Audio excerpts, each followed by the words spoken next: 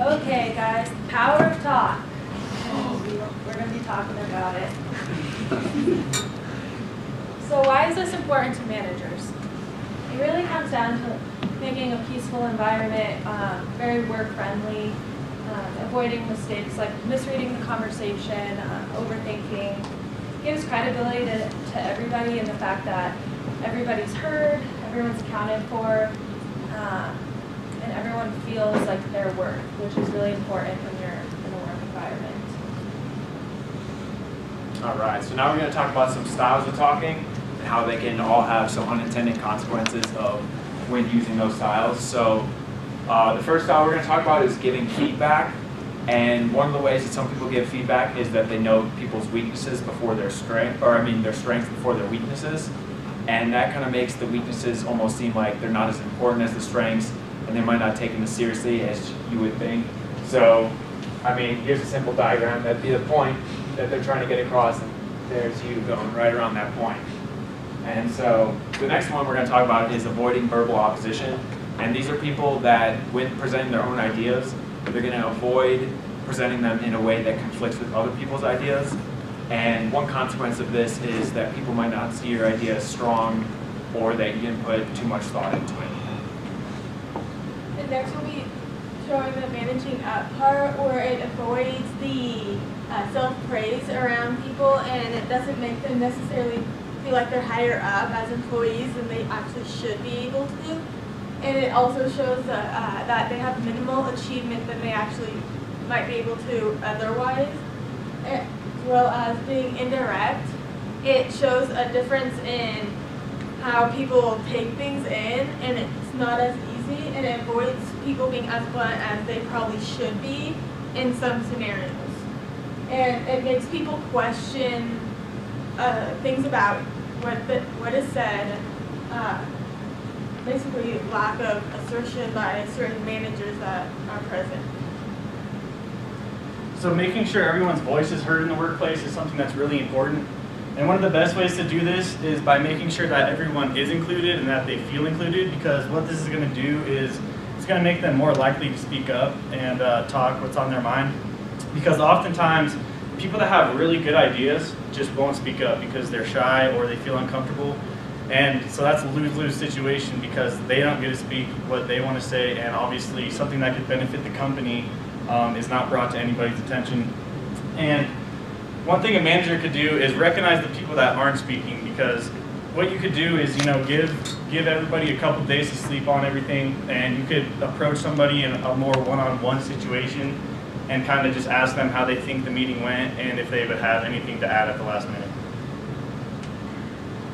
All right, so the way that managers can apply these, the power of talk and reading their employees, so it helps bring flexibility to meetings. So if a manager has one way of going about things, it can cause tension between employees or the manager directly to the employee. So being able to read interactions and knowing who's working for you, getting to know them, and seeing the way that they talk and how to be able to read into what they're saying can really help out. So by being a better listener and being flexible, managers can really help build a strong relationship between their employees, which really effectively can help with productivity within a company. To piggyback off of Michelle, there's just not one proper way to be a good manager. It's best to just communicate with one another, and you kind of have to act upon who the person is and how they're feeling in that situation to make for the best outcome. And by doing that, you just have to be aware of the workings and the power of linguistics to be successful.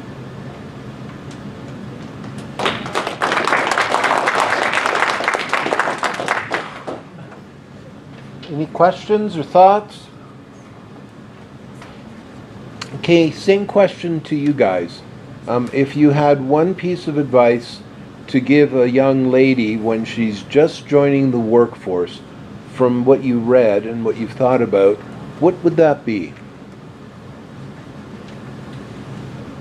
I'd say maybe just be aware of all the different talking styles, because if you're aware that a man in the company might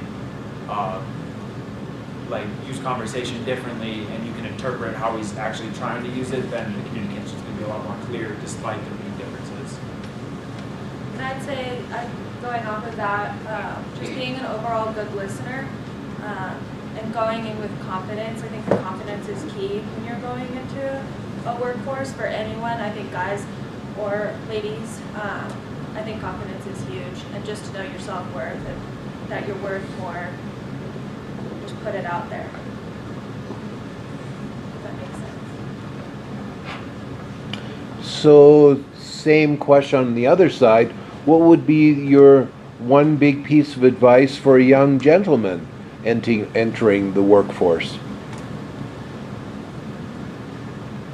I'd say the same as what I said for the woman entering the workforce. If you're aware of how other people communicate, then you can actually understand what they're trying to get across. You're able to give credit and stuff like that to everyone. I really feel like it depends on the person as well. Like, you can't categorize like a whole group of women to act one way, or like a whole group of men to act another way. So like, kind of just like feeling it out and like your situation and like knowing like whether you need to speak up or step back. Just kind of like being aware and like not taking over the entire situation and like overbearing yourself. So let me build on that and ask you another question. Tannen, in her work in sociolinguistics, in a sense is suggesting that there's an unconscious drive for us to talk the way we do. We don't think about it, it's automatic, right? So if it's automatic for me to walk in to a situation, and given my Germanic background, let's say, there's ways of communicating that I'm going to use, what can I do?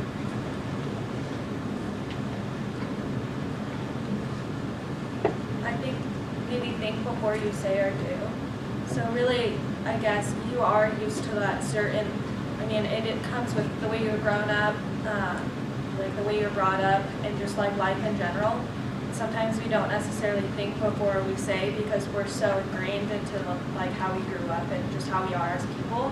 So I think it comes down to a lot of like think before you speak or act, or and really like listen to what your group members are saying before you just say the first thing that's on your mind. I was gonna say, I mean, you can talk like I feel like it's easier to talk naturally, and then you can change the way you listen to other people as opposed to change the way you talk to other people. I think it's almost easier to change the way you listen than you can just interpret. If everyone's aware of all these things, then everyone can understand what you're actually trying to get to. Yeah, I think it certainly is easier to listen than change the way you talk. That's true. And so the question I'll leave with everybody, now what? Well done.